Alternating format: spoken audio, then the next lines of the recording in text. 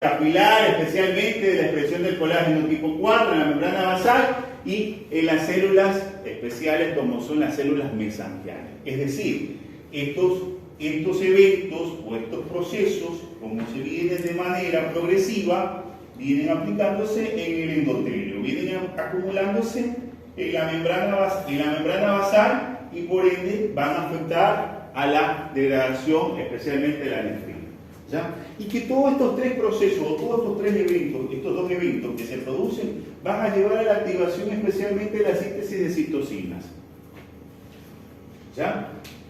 Especialmente como son las adhesinas, las hormonas radicales libres a través de los receptores específicos de estos productos. Porque esto es otra cosa. Hay ciertos receptores que se encuentran en ciertas áreas celulares, especialmente en podocitos y en las células tubulares. Se han encontrado receptores especialmente de este tipo de productos de glucosilación avanzada. ¿Ya? Es como que yo voy a mi casa, tengo mi llave, pero mi llave se quebró lo que es la parte principal y solo me quedó la esta. Pero yo puedo abrir mi puerta sin que topar la demás parte. Entonces pasa lo mismo acá. Se engrana el receptor, pero viene con añadidura, es decir, la glucosa. Entonces estos receptores van a generar daño podocitario y van a generar daño tubular. ¿Entendido hasta ahí, verdad? Ahora, estos productos de glicolización avanzada me llevan también a la generación o estimulación especialmente de la angiotensina tipo 2 mediante la estimulación de los receptores, que es lo que yo le hablaba. Estos receptores a nivel del podocito, porque generan estimulación de hipofunción glicosilación, se llama. Activación de las diversas señales de transducción y índice de activación del óxido nítrico y factores de transcripción como son el factor necrótico tumoral alfa. ¿Ya? Entonces, ¿qué pasa cuando yo pongo sobre la cerradura, sobre este receptor, el factor de glicolización avanzada? Genero especialmente activaciones de mecanismos de respuesta, como vamos a ver en la parte hemodinámica. Aquí nosotros lo que vemos es la activación de todos estos receptores que me van a llevar a un proceso inflamatorio. ¿Ya? Y esto a la vez es un proceso hemodinámico, como ya lo vamos a ver más adelante. El siguiente proceso de la hiperglicemia está atribuido especialmente a la activación de la proteincinasa tipo C. Entonces, el primer mecanismo es acumulación de los agentes de glicolización. El segundo mecanismo que se va, bueno, para mí es el tercero, pero bueno, pongámoslo como un segundo, que es la activación de la proteincinasa tipo C. Esta proteincinasa, ¿qué es lo que hace? A nivel de los receptores endoteliales,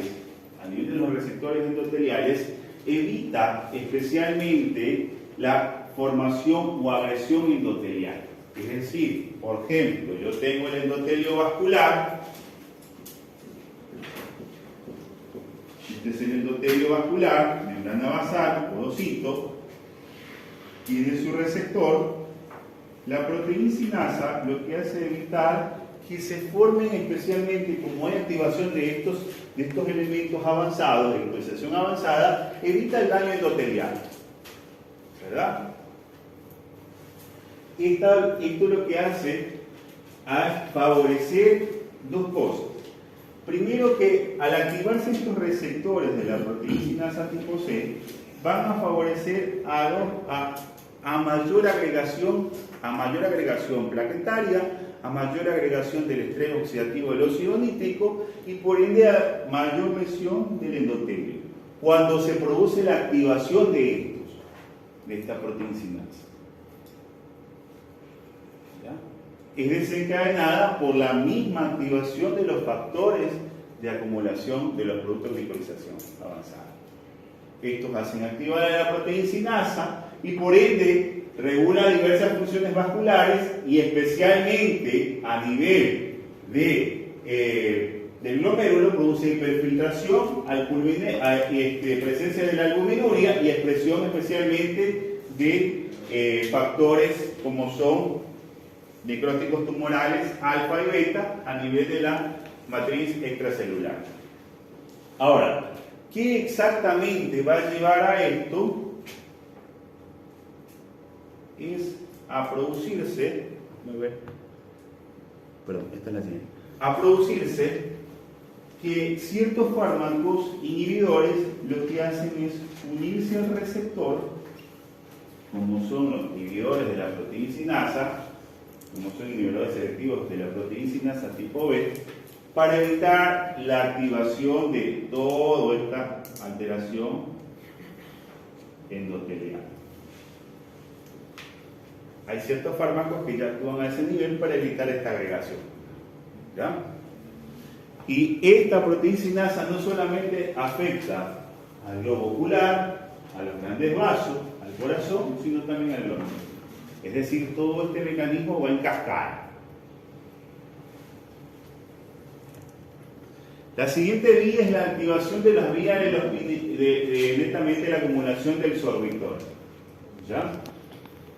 Esto lo vamos a ver más adelante. ¿Qué es lo que me va a llevar a mí la acumulación del sorbitol? Especialmente aumento de la activación de la integración funcional y por ende el daño endotelial glomerular tubular, generando especialmente la apoptosis celular.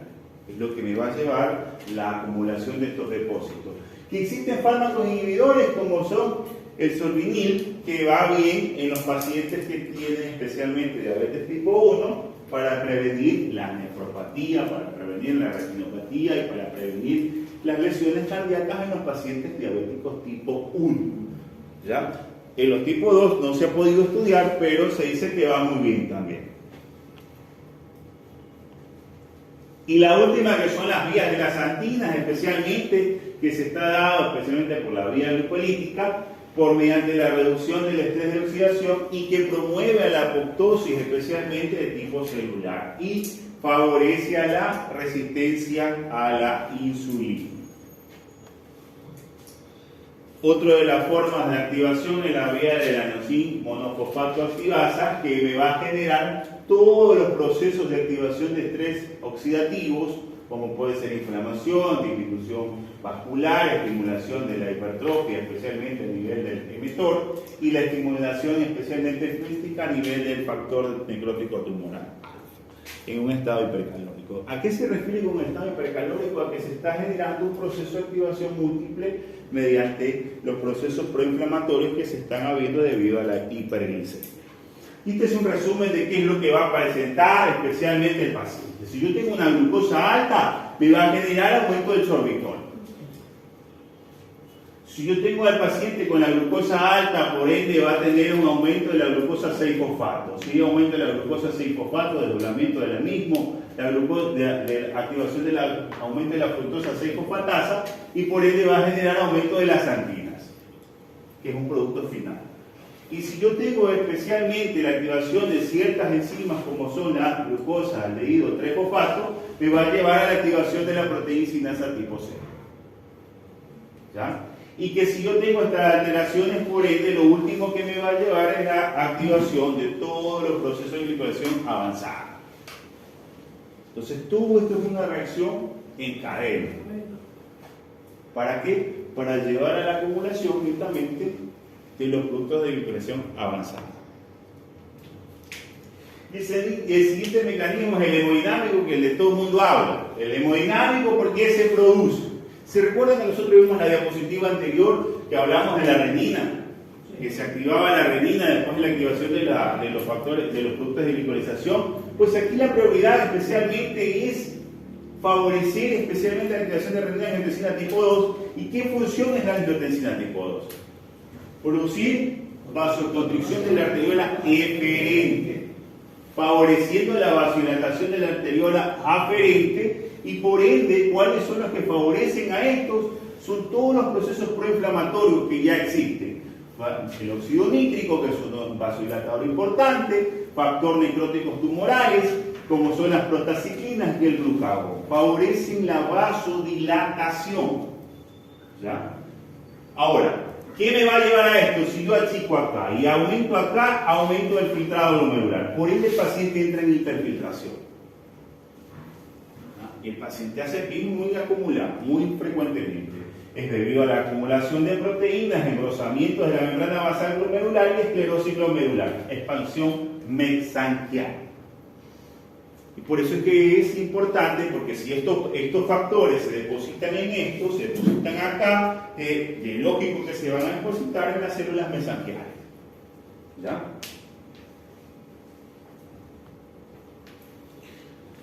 Entonces, la nefropatía diabética no solo es causada no solo por trastornos hemodinámicos, por ejemplo, por la hiperfiltración o la hiperperfusión, sino también por alteraciones homeostásicas de la glucosa y la interacción de ambas. Para mí la interacción de ambas. ¿Ya? El cambio hemodinámico, el estrés por razonamiento y la tensión mecánica que genera la liberación de citoquinas y factores de crecimiento. Y que todo este estrés por razonamiento genera aumento especialmente del transporte de las glucosas y depósitos a nivel mesangial. ¿Ya? La hiperfiltración, la hiperglicemia, que me lleva, que me genera y cuáles son las afectaciones que ya las hemos visto. Entonces, el sistema de renina-angiotensina-aldosterona, frente a la hiperglicemia y depósitos de factores de los productos de lipoización, van a llevar a la estimulación de la expresión de la renina-angiotensina tipo 2, generando de forma directa sobre el riñón y de forma indirecta sobre el estrés oxidativo. ¿Ya? Alteración de las células mesangiales tubulares y por ende la liberación, transcripción de las citoquinas y por ende aumento de la matriz extracelular y cambios funcionales a nivel de la nefropatía diabética. Esto es lo mismo que se produce, ¿no? Aumenta especialmente la activación de los factores de glucosa tipo 2, aumenta la activación de la angiotensina, por ende favorece la acción y antagonistas de efecto especialmente la angiotensina, es decir, que bloquean, evitan lo que trabaje y que favorezca mayor la activación de la angiotensina. Por eso es que el paciente con nefropatía diabética termina siendo hipertenso por este mismo proceso. ¿Ya? La angiotensina no solo tiene el efecto hemodinámico, sino también de hipertrofia, de expansión y de síntesis especial. La aldosterona es igual a la nefropatía diabética, estimulación y por ende la síntesis de sustancias proinflamatorias. Otros factores implicados en la hiperfiltración son el incremento del reflejo túbulo-glomerular en la mácula densa por vasodilatación de la arteriola aferente y diversos agentes vasodilatadores como son especialmente la endotelina, el óxido nítrico y todas las sustancias que vimos que producían vasodilatación, que generaba la vasoconstricción como son la renina.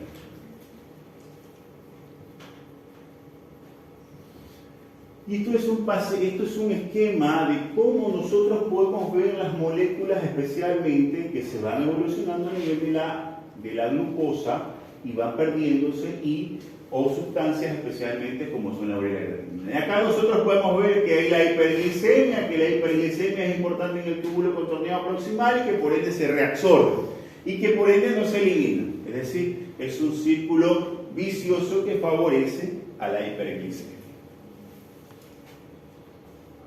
Las citoquinas, que son especialmente todas las interleuquinas, la 1, la 6, la 8, factores necróticos tumorales alfa y beta, que favorecen especialmente el inicio del daño renal mediante la alteración y especialmente la permeabilidad endotelial.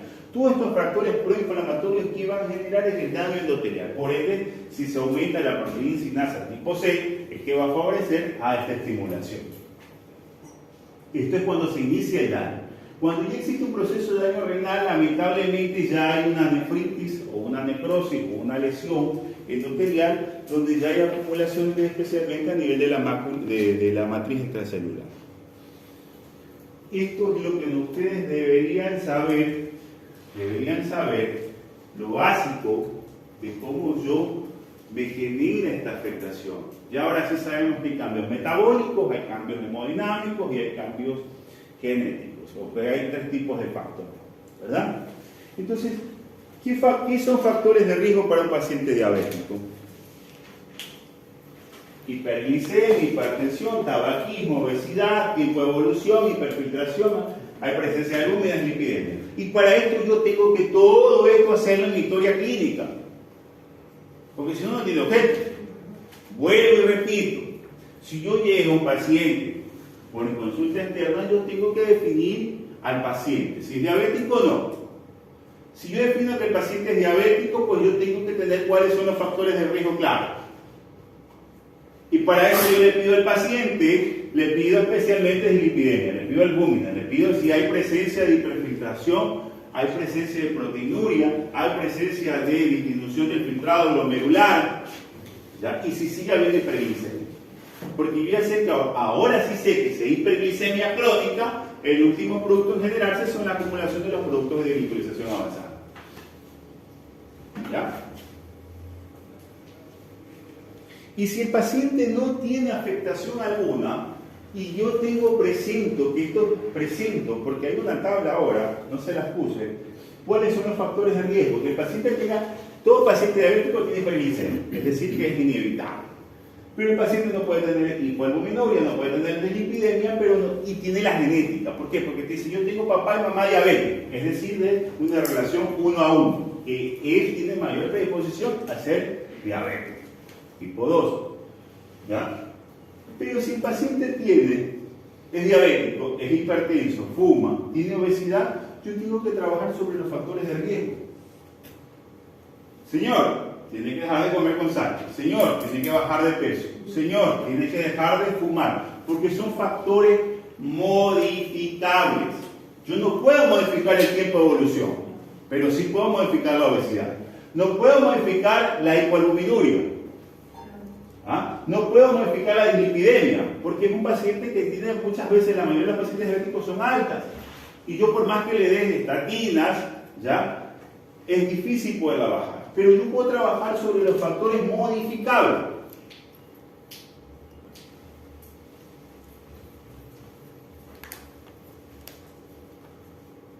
Y ahora sí, eso es cuando ya ahora sí yo tengo claro cuál es la fisiopatología que va a pasar con el paciente y luego de haber visto la etiopatogenia, la fisiopatología es 3 tubos, como yo siempre digo. ¿Qué voy a encontrar? Proteinuria. ¿Qué voy a encontrar? Hipertrofia, fibrosis intersticial. Si hay albuminuria, hay hiperfiltración y hay atrofia tubular. Es lo que yo voy a encontrar en estos pacientes.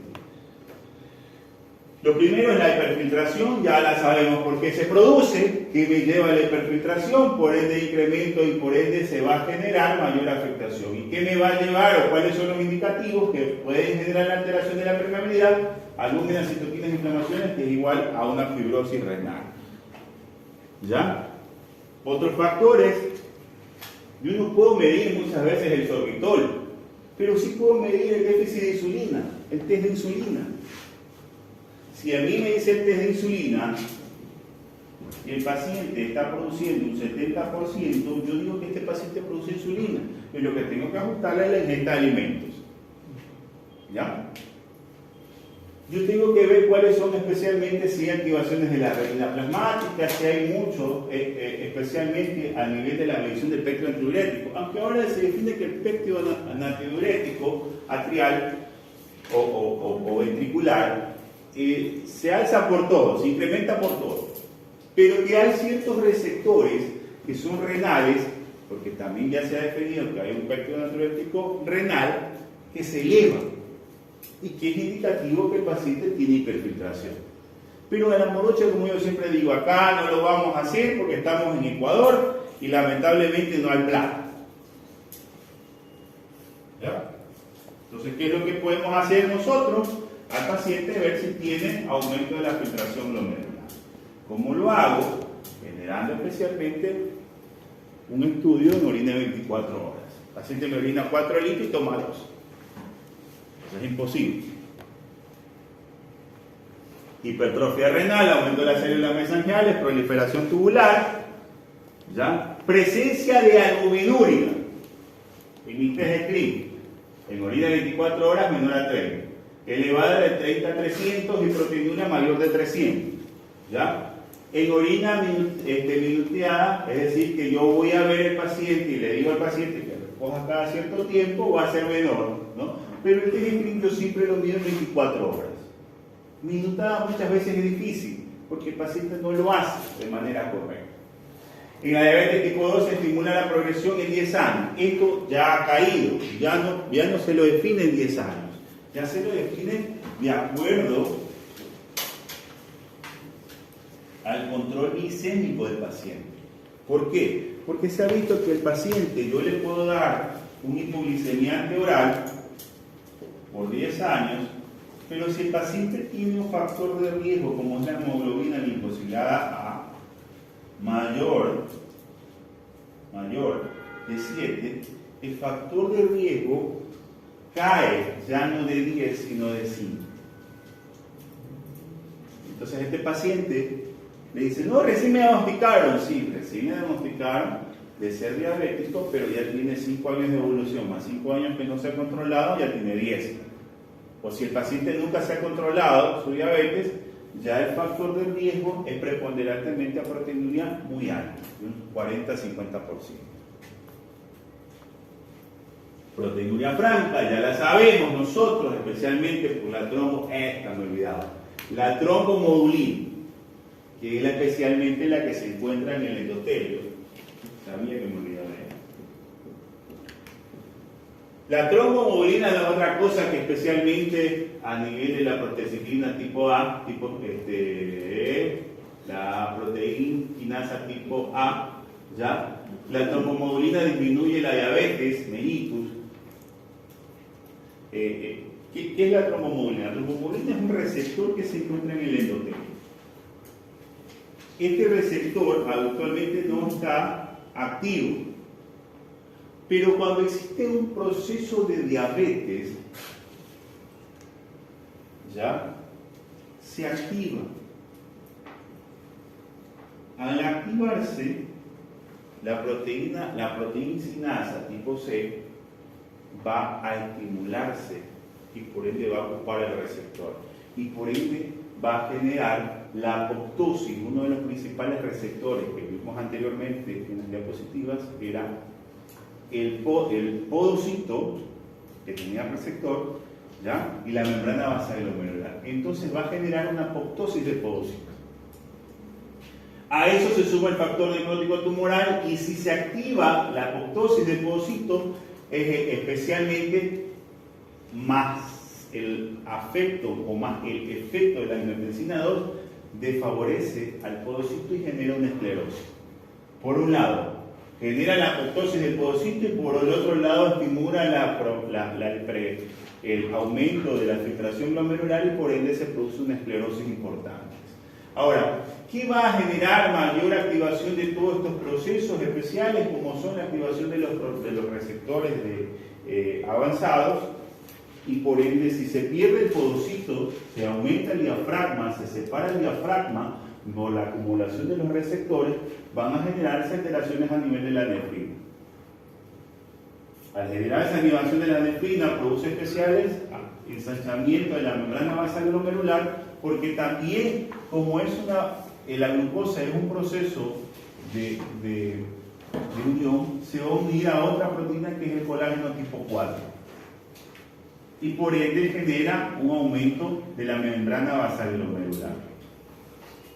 Disminuye todo lo que son los proteinglucanos especiales, que son encargados de dar la carga negativa, y pérdida de las nefrinas, y por ende va a comenzar a haber la proteinuria franca.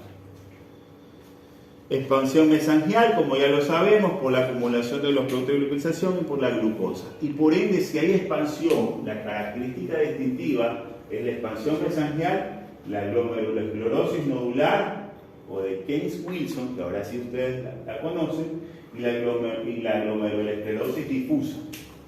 La glomerulosclerosis difusa es característica en el paciente tipo 1. La glomerulosclerosis nodular es característica en el diabético tipo 2. ¿Ya? Y la expansión mesangial en ambas.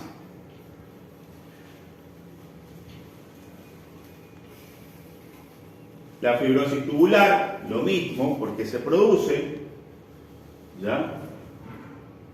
Y esto es la característica de las lesiones que yo voy a encontrar debido a la lesión tubulointersticial por acumulación especialmente de factores necróticos tumorales. Entonces, ¿qué yo voy a encontrar en la anatomía patológica?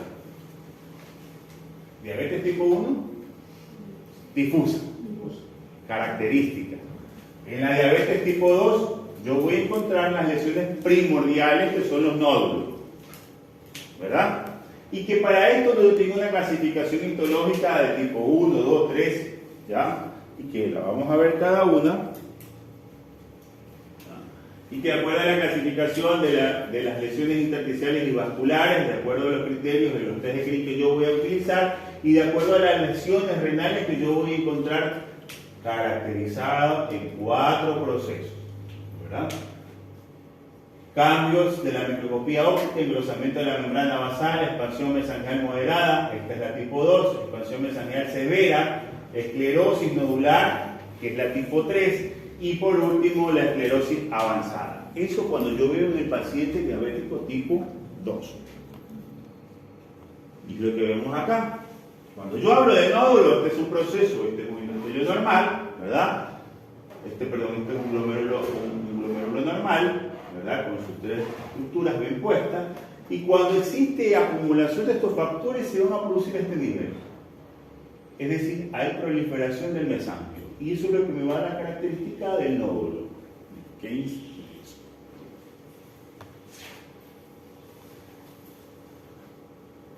Es lo que vemos acá, vemos nuevamente un glomérulo, ¿verdad? Con el aumento del mesangial, aumento del mesanquio, de las células especiales mesangiales.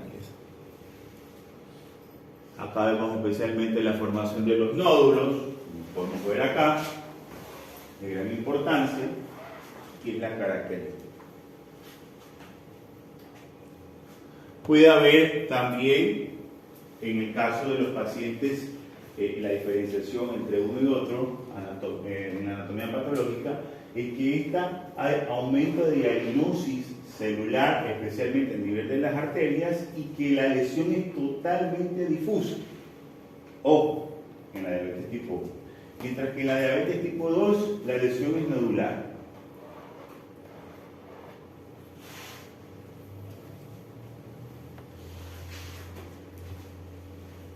Y cuando yo ya sé eso, ahora sí digo cuál es la evolución de la enfermedad. Entonces yo tengo, y comienzo desde lo básico, porque yo puedo decir, yo al paciente lo agarré aquí, pero yo no sé de aquí para acá cuánto hay. Cambios funcionales, que lo que le pedí el test screen del paciente, microalbuminuria, proteinuria y para valoración del filtrado glomerular. Cambios funcionales. Ya, el inicio preclínico, especialmente los cambios estructurales, como son aumento de la membrana basal glomerular. Si ya pasa el tiempo, a los 5 años, mire, ya aquí aparición de microalbuminuria. Cuando ya el paciente tiene presencia de microalbuminuria, no significa, si se recuerda que antes eran 10 años, ahora se recuerda 5. Ya hay una alerta,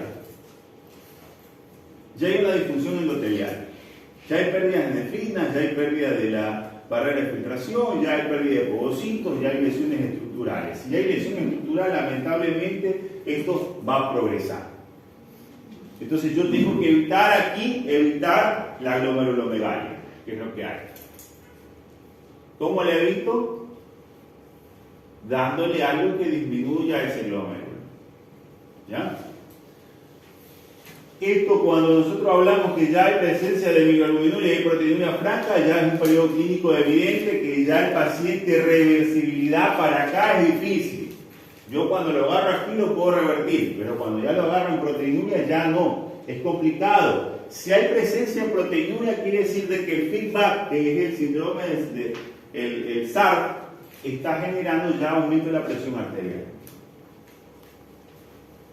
Y si ya hay aumento de la presión arterial, quiere decir que ya hay hiperfiltración, que ya hay daño y ya hay esclerosis. Ya hay hiperesclerosis. Y si el paciente ya progresa y ya lamentablemente no se puede hacer mayor cosa, va a progresar a una enfermedad renal crónica terminal. Entonces, es importante que si ustedes a un paciente ven una alteración, especialmente de microalbuminuria, debe ser derivado. Debe ser derivado. Esto es lo mismo, esto es lo que ustedes presentaron. Esto es de Lada, pero es verdad, ahí lo sacaron. ¿Sí? Esto ya es viejo, tiene muchos años. Y el corte no está bien preestablecido, porque puedo tener aquí los cambios funcionales.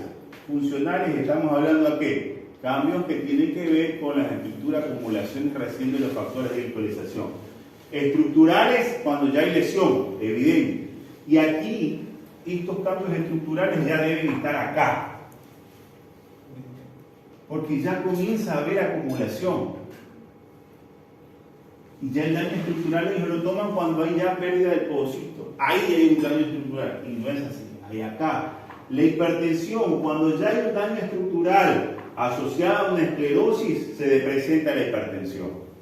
Y que especialmente el paciente diabético, cuando hay presencia de microalbuminuria, el paciente debe recibir tratamiento. El ADA lo pone que el paciente con microalbuminuria todavía no debe recibir tratamiento, que el tratamiento es manejable con medidas no terapéuticas. Proteinuria, insuficiencia renal y presencia de anemia. Ya cuando hay anemia, el paciente está fregado. El paciente tiene ya enfermedad renal crónica. Y que el riesgo cardiovascular va de la mano con la progresión, eso sí es verdad. Y por eso es que en los SGLT2 se habla mucho que del daño renal y el daño cardiovascular va de la mano. Que si el daño renal incrementa, el daño cardiovascular también. Y por ende es la prevención primaria. Esto es del 2001. Eso ya no se utiliza. Pero es importante mencionárselo porque si ustedes lo ven en la mayoría de los libros, esto, si yo ya tengo un daño funcional, ya hay un daño estructural. Si yo ya tengo un daño estructural, ya hay microalbuminuria. Si yo tengo microalbuminuria, el paciente está en riesgo y tengo que derivarlo.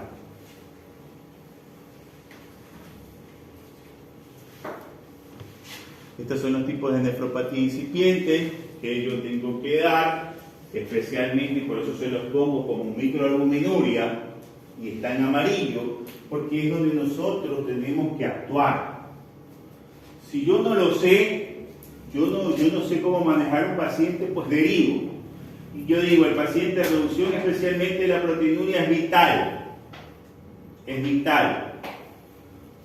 Porque si yo no revierto esa proteinuria, la lesión es importante. ¿Cómo lo puedo hacer? Hay varios estudios, el estudio de Lewis, el INRA, el renal, donde utilizaban especialmente inhibidores como son de la angiotensina, como los IECAS o los ARA2.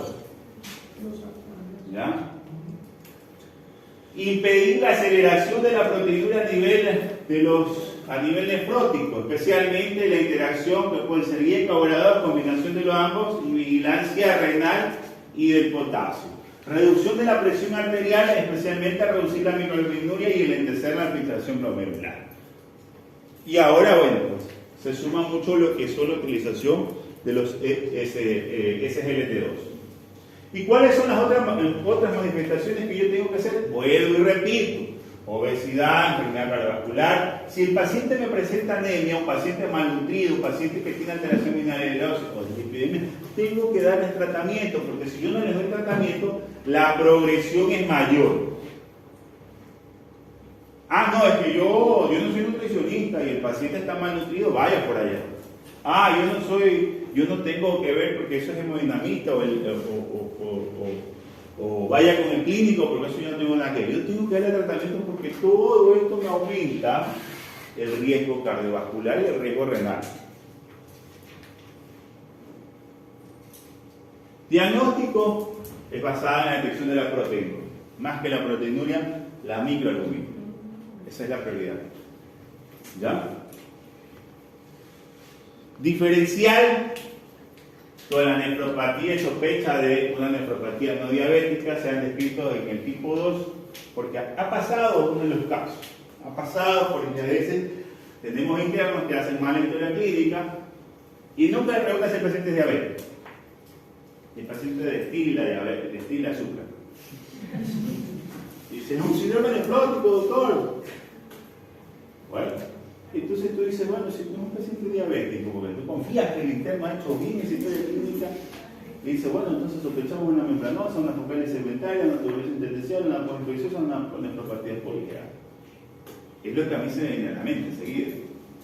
Yo digo, hago mi diferencial en esto. Pero resulta que tú comienzas y le preguntas, señor, ¿usted es diabético? Sí, doctor, yo soy diabético, pero yo tomo la agua y dice, tomo la hoja y dice que yo no sufro de diabetes. Vaya, es cuando tú quieres coger el internet y tirarlo por la ventana. Entonces cuando yo sospecho de una nefropatía no diabética, se me vienen a mi cabecita estas tres cosas. Estas cosas, ese diferencial. Y como ya sé que si es adulto, la primera es la membranosa. Si es obeso, focal segmentaria. Si es nefritis intersticial, habitualmente, si es un paciente que ya tiene mucho tiempo de evolución. Infecciosa si tiene un proceso infeccioso urinario. O si es una nefropatía por IgA, un paciente que habitualmente tiene una descendencia característica o que haya tenido por lo general alteraciones respiratorias 15 días más. Facilito el diferencial.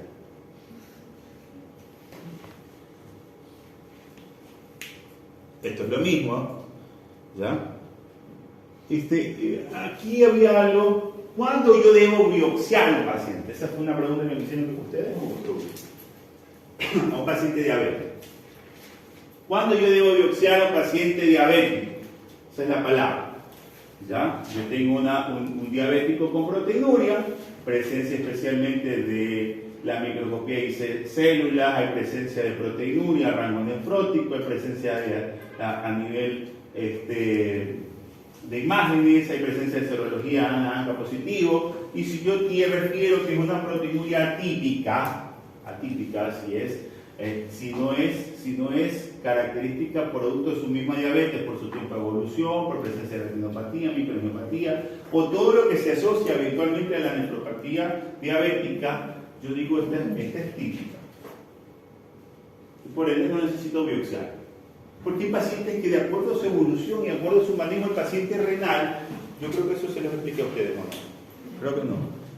Es que siempre me equivoco porque tengo 4 grupos que no los puedo.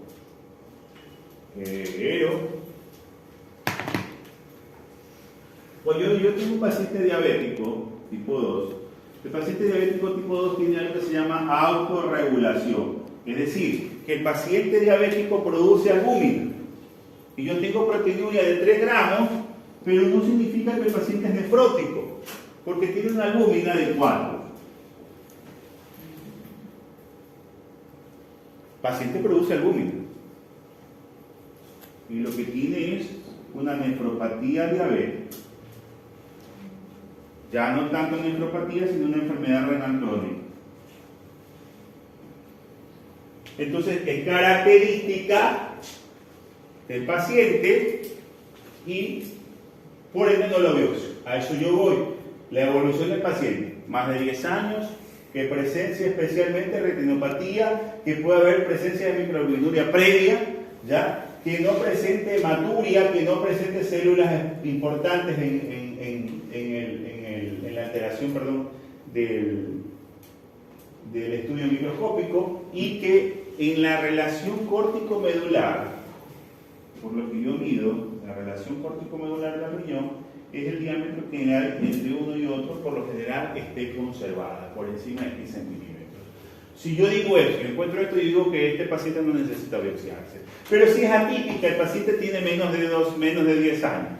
El paciente no presenta retinopatía, el paciente presenta proteinuria masiva con microalbuminuria y presencia de hematuria macroscópica o microscópica, y que la relación córtico-medular esté conservada y que la proteinuria esté en rango nefrótico, yo digo a este paciente hay que biopsiarlo. O puede ser lo contrario, atípica, que el paciente presente azoemia. El paciente tiene azoemia, tiene azoados altos y tiene la proteína mayor de 1 gramo, que es lo mismo que estamos mencionando aquí. Tiene mayor de 1 gramo tiene necrosis tubular, tiene hematuria, tiene presencia especialmente de piuria y hematuria, y que en el estudio ecográfico hay una hipertensión renovascular, tampoco lo biopsio. Porque este paciente ya es crónico. ¿Me explico?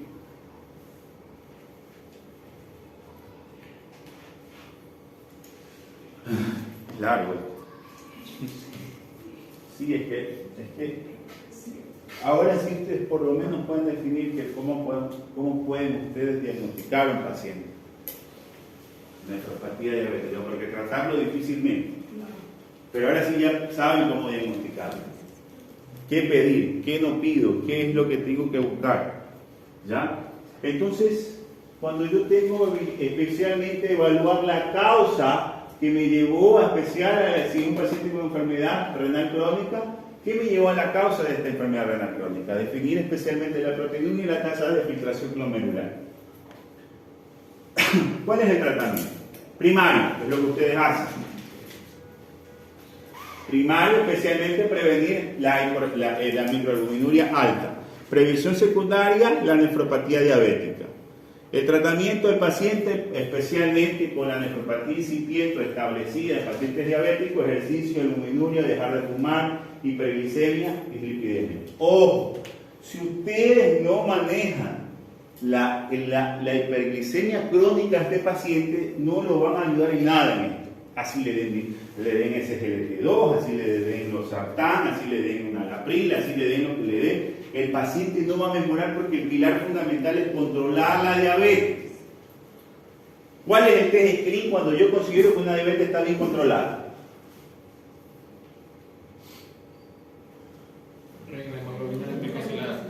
Por debajo de 100. Perfecto. Cuando yo tengo un paciente, yo siempre cuando estudié medicina, yo decía la glucosa, yo me la aprendí así. La glucosa, si un paciente, dos tipos de pacientes, si tiene 400 y si un paciente tiene 200. Si el paciente tiene más de 400, yo tengo que hacer el bajón en escalera. Si yo tengo el paciente en 200, pues tengo que buscar la autorregulación principal. ¿Por qué? Porque mi objetivo, si el paciente tiene más de 400, es primero 200. Para de ahí buscar el engranaje principal con cuánto lo voy a dejar. ¿Me explico? ¿Ya? Entonces, si yo tengo el paciente, este es una glucosa en ayuno, y tengo una hemoglobina glucosilada más de 7, este paciente tiene mal pronóstico. Entonces, mi objetivo es bajarle la hemoglobina glucosilada, pero primero bajarle la glucosa basal. ¿Verdad? Entonces nos manda manejo agresivo, especialmente de manejo de las hiperglicemias. Ese es mi pilar fundamental para poder yo corregir todos estos eventos. ¿Ya? Bueno, esto todos lo van a encontrar en el libro.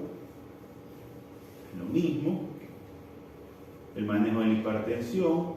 Bueno, pues ya saben ustedes, manejar la ingesta de sal. Hay presencia de hipertensión no controlada en la diabetes. Tengo que darle tratamiento hipertensivo basado en qué, especialmente en el bloqueo del SAC para manejo de la presión con diabetes más hipertensión. ¿Ya? Esto es lo mismo. ¿Ya? Estos son los estudios. Es que es largo, esto es para los pacientes de posgrado. En los pacientes diabéticos tipo 1 y tipo 2 se incluyeron dos tipos de estudios, que es el OnTarget y el Van-Nefro-T, que son estudios que se basaron en el manejo especialmente en la terapia combinada IECA y ARA2, ¿ya? O el doble bloqueo. Y que se vieron que cuál era la mejoría, que no había mejoras del manejo clínico. ¿Ya? Al contrario, hubo aumento del deterioro de la función renal y es posible que se incremente la mortalidad, porque estábamos bloqueando el IECA y el receptor ARA2.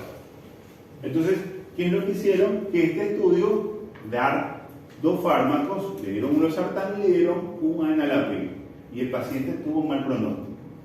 Mientras que en el estudio Van-Nefro-T no hubo diferencia desde el punto de vista funcional primario que la progresión o la muerte de la enfermedad renal crónica, ni precalemia ni lesiones especialmente renales 2. ¿Por qué? Porque aquí solo se dio un fármaco. solo un losartán o un enalapril. Y el estudio fue bastante bueno. Otros antihipertensivos, como ya lo vimos nosotros, puede utilizar un diurético de baja ingesta de sodio, ¿verdad? Un antagonista selector de la aldosterona, esperinolactona, bloqueadores de canales de calcio o beta bloqueantes. El control glicémico, ya lo hablamos nosotros, de hemoglobina de acuerdo a las guías actuales que está recomendada por debajo de 6.5, esta es la actual, y la combinación del estilo de vida que tiene que tener el paciente. ¿Ya? Actualmente ya se define que esto de aquí nosotros tenemos que utilizar mucho el manejo especialmente de las suspensurias, porque eran más baratas y todo esto, pero ahora se define que debe manejarse el paciente con glicemias altas con insulina. No sé si ustedes leyeron a eso. El manejo ya de las glicemias altas ya es con insulina. Hasta regularlo, de ahí defino, hago un test de screening y defino si le doy hipoglicemia oral o lo dejo con insulina. ¿Ya? Pero previamente bajo con el test especialmente de la insulina que yo les tengo que pedir al paciente. Si el paciente no tiene mayor resistencia, pues no tiene objeto darle hipoglicemiantes orales. El manejo de las estatinas, que esto ustedes ya lo saben. La dieta del paciente, esto es importante.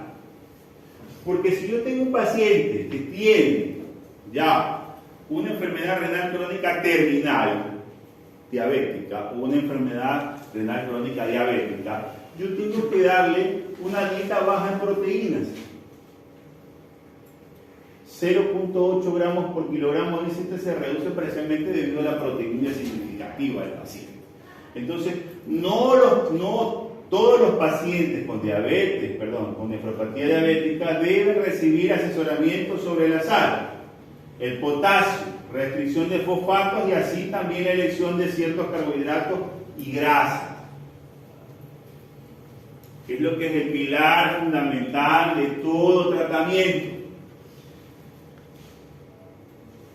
Esto es lo mismo, el tratamiento que se puede recibir. Esto sí es un algoritmo, especialmente la nefropatía diabética. Diálisis. Este es el último evento donde ya el paciente, lamentablemente, su función decae, las alteraciones son importantes y por ende el paciente está ya con requerimiento de terapia sustitutiva renal. ¿Por qué? Porque no se puede hacer mayor cosa. Estas son las indicaciones, ventajas, el trasplante. El trasplante en el paciente diabético es difícil porque el tratamiento es muy avanzado, porque el manejo es riguroso, porque el paciente no se cuida, porque es un paciente inmunosuprimido, porque aparte de darle un tratamiento de inmunosupresión tiene que estar en controles estrictos y a veces en el paciente diabético tipo 1 se cambia el riñón y el páncreas, trasplante reno-pancreático, y tiene una probabilidad bastante mala. Uy. Esta es una de mis residentes que nosotros siempre conversamos todos los fines de semana, todos los días en charlas. Fue una de mis residentes de nefrología, está haciendo ahorita una pasantía en Estados Unidos, le está yendo muy bien. Está haciendo solo lo que es nefrología clínica, y porque ella siempre conversamos ella se está basando solo en pacientes diabéticos. Allá parece ser que no es que no ven todos, sino que se establecen solo en algo. Yo veo solo pacientes diabéticos y por eso yo solo que estudio nefropatía diabética. ¿Ya? Acá nosotros vemos de todo un poco, como en farmacia. Sí, es que es así, lamentablemente es así, no podemos establecer. Por hoy nos vamos a quedar aquí, vamos a ver la siguiente clase, lo que son nefroesclerosis y trataremos de avanzar. ¿Qué teníamos? Ácido base.